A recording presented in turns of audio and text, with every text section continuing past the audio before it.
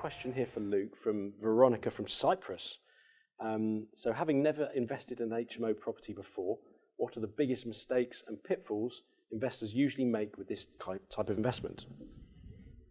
I would say hiring some help or knowing somebody who has experience that you know, or doing a lot of reading is probably the most crucial thing to do first. Educate yourself. You need to educate yourself because there are stipulations and laws that you must abide by, otherwise you get yourself in a very uncomfortable situation, not potentially any fault of your own, but just through inexperience and lack of knowledge.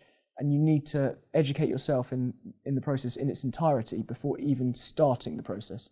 Yeah, absolutely. And you touched upon it there, but getting key relationships in place with people that have As got that early as knowledge possible. already. Yeah, you don't have to make all of the mistakes. You know, you can go online, for example, onto the forum and talk to like-minded investors to learn from them, learn from their mistakes. You know, we've got a section of, landlords in distress on the forum there, which is great for people that have made those mistakes. You can read that kind of stuff and go, oh crikey, I didn't think of that one.